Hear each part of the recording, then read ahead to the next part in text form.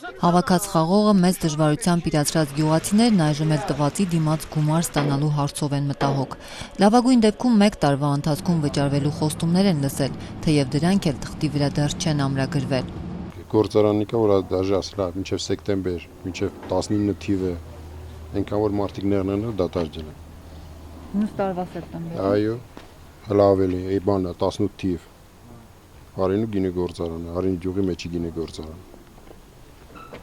Եթե ուզում եք 2 տարիով բերեք դատարկ 2 տարուց փոխել։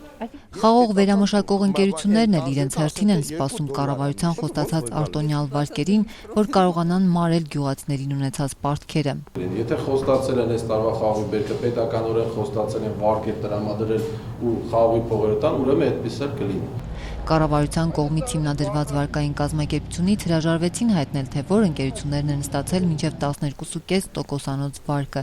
Առևտրային գաղտնիք է Ազատությանն ասաց կազմակերպության տնօրեն Արթուր Բադալյանը, բայց հայտնեց, որ ընտրել են 8 կազմակերպություն, որոշ ընկերություններ արդեն մերժվել են։ Մեկն էլ հայ-ադրբեջանական սահմանին գործող Երասխի գինու գործարանի սեփականատեր Ռազմիկ Թևանյանն է։ Նա այս տարի բերքահավաքին 200 միլիոն դրամի պարտք է կուտակել, սակայն վարկ չստանալով չի կարողանում հստակ նշել, երբ կկարողանա մարել։ Դժվարանում է մի տարվա ընթացքում, տարի կեսվա ընթացքում նման պայմանավորվածություն այլ է ժողովրդի, երբ որ խաղողը վերցրել են։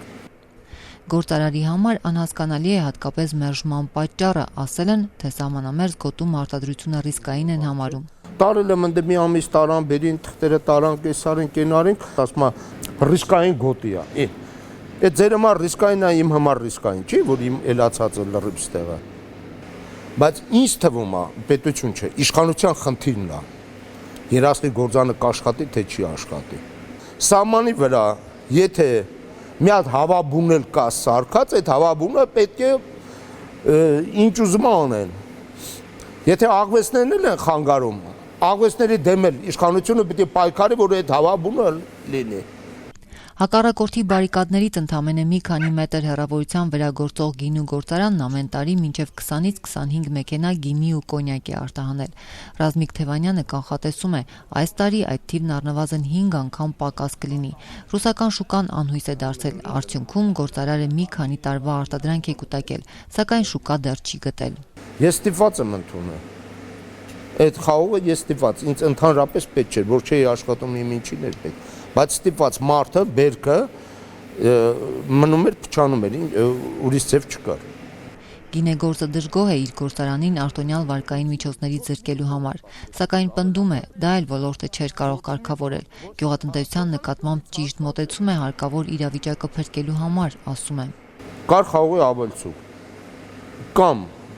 առանց տոկոսի վարկավորում վերամշակող գործարաններին կամ էլ պետության համար էր ընդունվում խաղողը եւ այդ խաղողից ստացված գինին թե կոնյակի սպիրտը պահվում էր որպես պետական ռեզերվ պետության հսկողության տակ։ Ես էլ համբերության բաժակ ունեմ։ Մեկ էլ տեսա լծվավ էլի, պրոստո հələ որ չի լծվում էլի։ Քանդեմ կթողեմ կեթամ ստեից։